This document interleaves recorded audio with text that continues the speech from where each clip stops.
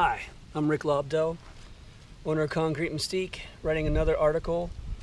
This article is about how to use a brush. The simplest form of work that we can do is using a brush on all of our jobs. It will speed up everything we do.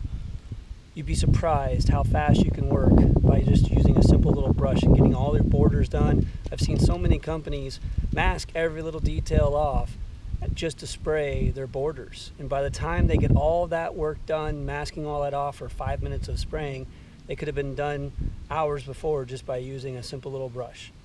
So I'm going to show you some of the techniques I use, how efficient I am, how fast I am at it. Of course, I do this all the time, so I'm pretty fast, but again, like everything else I say, practice makes perfect. So first off, how to hold the brush.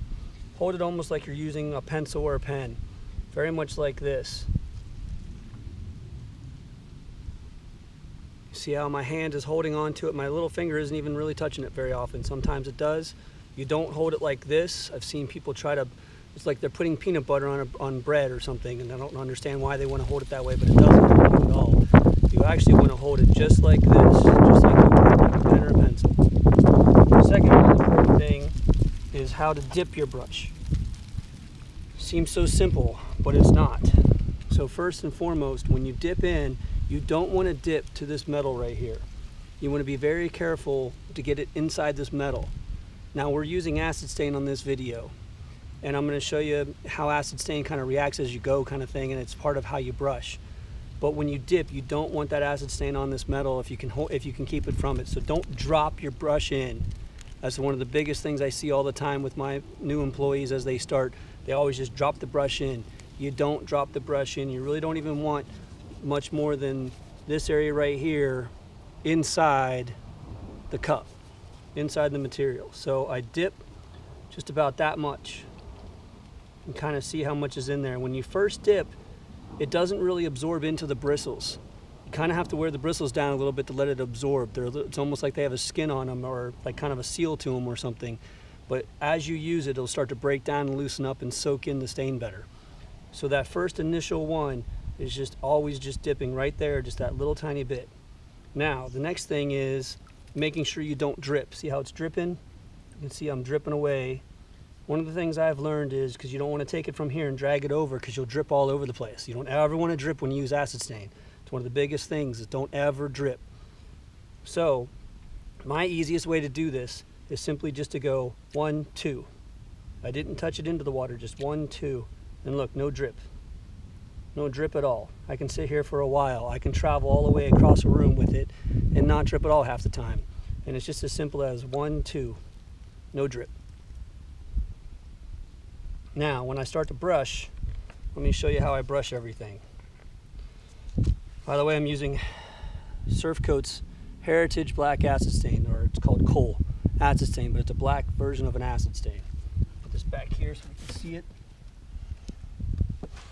Now, when you start, you got to have a starting point. I'm going to do this border around this thing right here.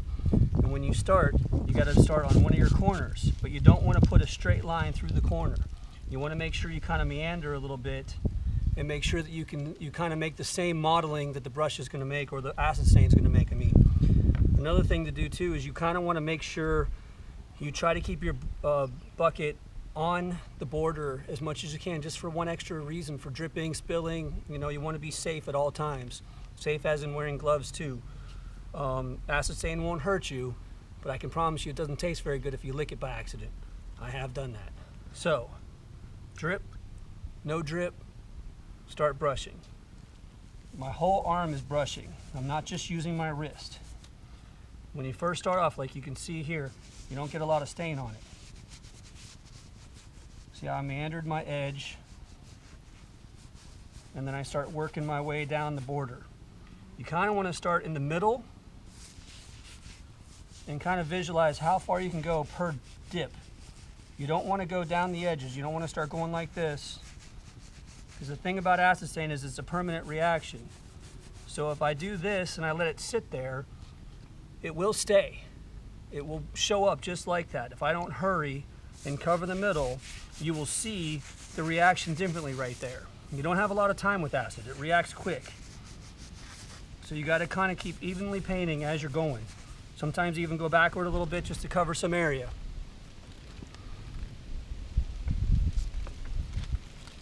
Dip, move, see, look, I'm not dripping at all. Now, I start in the middle, and I work my way out to the edges, and I go about 5 inches at a time. That's usually about how far a normal dip can go. You don't want to get it too dry. You want to kind of keep a wet edge as much as you can. So you're kind of like just pushing along the wetness as you go. Another important thing too is to be very careful of your edges. See how clean my edge is? I'm not missing anything. I see a lot of times new guys start and they kind of go like this and they're missing the edge. And it almost looks a little sloppy. And then you come back the next day if you don't notice it, and that edge right there will show up. And when you go to try to restain it, you'll see the restain and it stands out. So you want to get clean to the edge at all times and be very careful about that and finish up your edges. Don't leave them.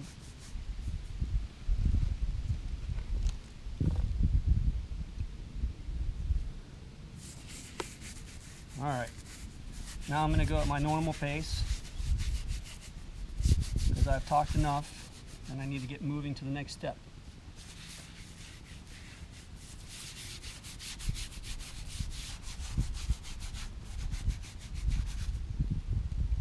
Like I said, a lot of this just takes practice. I've been doing this for years, so I can move pretty fast with a brush. But what it does is it keeps the edges wet for me at all times. I don't want to take my time and take forever and let it get dry on the edge. It's very important to keep a wet edge with acid stain so that the stain models itself and you're not modeling your brush strokes as best you can. Some of them will show up. Sometimes I go back and do it twice. The second time we'll get rid of a lot of strokes. But it just depends on the job, depends on the design, depends what I'm trying to pull off. I know I'm going farther than the 5 inches like I told you, but that's because I'm pushing it along and dipping a little bit more to speed up the process.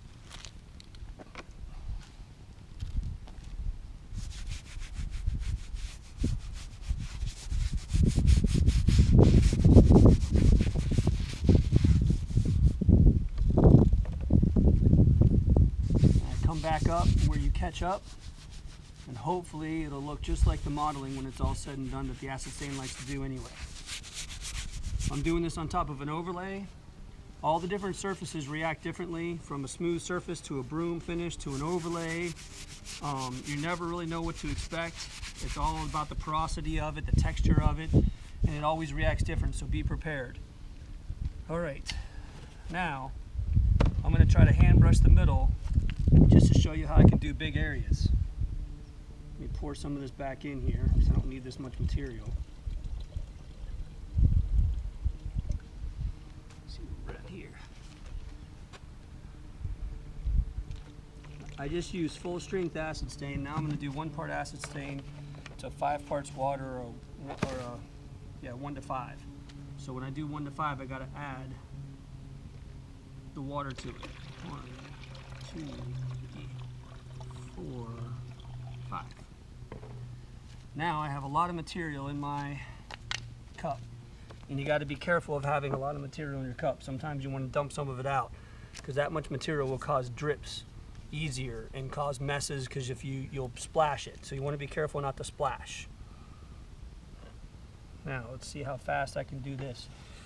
When you brush bigger areas like this, you want to kind of start in the middle and work your way out, but you kind of have to keep a wet edge. Actually, I'm going to start in this corner and move my way down.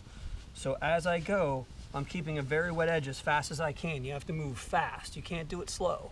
You can't take your time. You have to go as fast as you can, of course, without making a mess, which is always the fun part. A lot of times I sit here and kind of let my brush soak in some of it, kind of get it started, because it doesn't soak in right in the beginning like I told you with the last brush, and you can kind of see it's a different color. So let's see how this goes. I don't normally brush big areas. A lot of times I'll spray them. It just depends on the design and the look that I'm going for. And a lot of times I end up just pushing the stain is what I'm doing. I'm letting it do its own thing.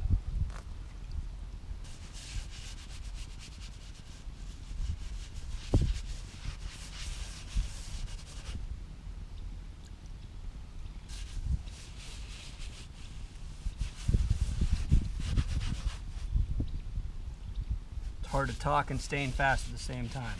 So a test for me. See if I can do a video while I'm working at the same time. See how I just push that stain back with me?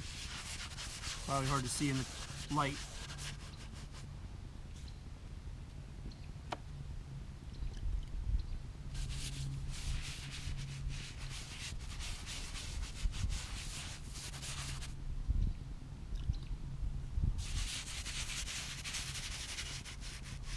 If you work fast enough, most of the time the reaction is whatever the stain wants to do and not what you've left as a mark from your brush.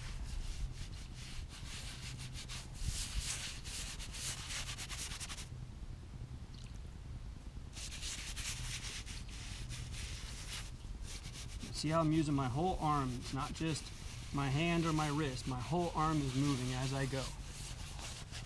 And that is how I acid stain. Thank you for watching my video.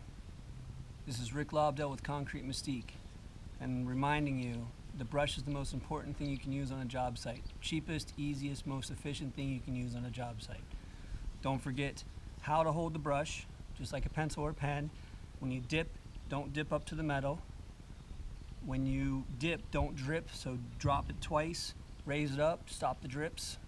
When you brush, use your whole arm as you're going. Pay attention to the different textures that you have to work with, from broom finish to smooth finish to overlays. They all react differently, they all move differently, and you have to get used to each one of them and learn how far you can brush per dip. Don't try to go too far, too fast, or too slow, I mean. You want to make sure you keep a wet edge. And most importantly, make sure you get your edges as you brush. Don't miss the edges. Thank you, and have a great day.